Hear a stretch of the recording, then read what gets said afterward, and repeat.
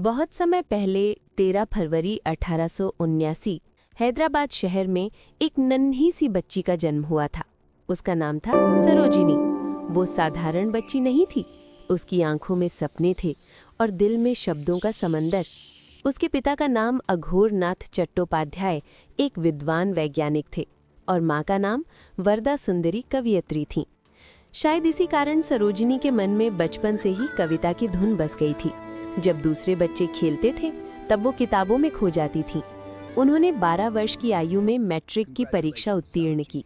13 वर्ष की उम्र में उन्होंने एक लंबी कविता लेडी ऑफ द लेक लिखी कि सब हैरान रह गए। उसकी आवाज में जादू था और उसके शब्दों में संगीत। ज्ञान की प्यास उसे दूर देश इंग्लैंड ले गई। वहां उसने किंग्स कॉलेज लंदन और गिरटन कॉलेज कैम्ब्रिज में पढ़ाई की। परंतु विदेश की चमक दमक भी उसके मन से भारत की मिट्टी की खुशबू को दूर न कर सकी।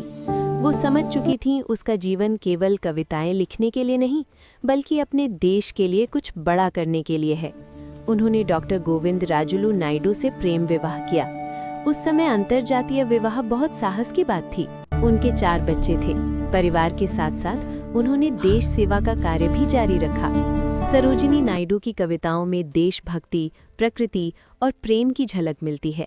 उनकी कविताएं अंग्रेजी भाषा में थीं, लेकिन उनमें भारतीय संस्कृति की आत्मा बसती थी। जब देश गुलामी की जंजीरों में जकड़ा था, तब सरोजिनी चुप नहीं बैठी। वो महात्मा गांधी के साथ स्वतंत्रता आंदोलन में कूद पड़ी।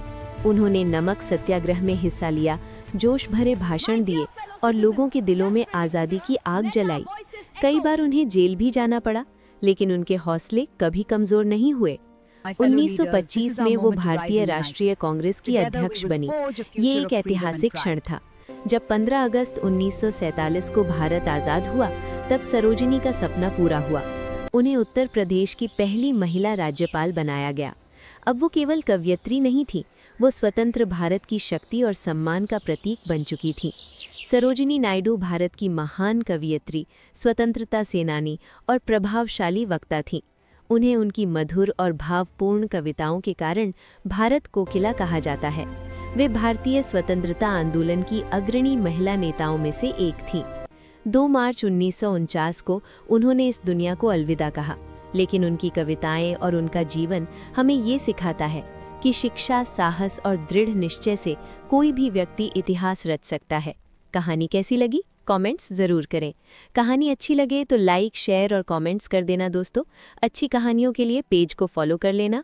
कीमती समय निकालकर देखने के लिए धन्यवाद।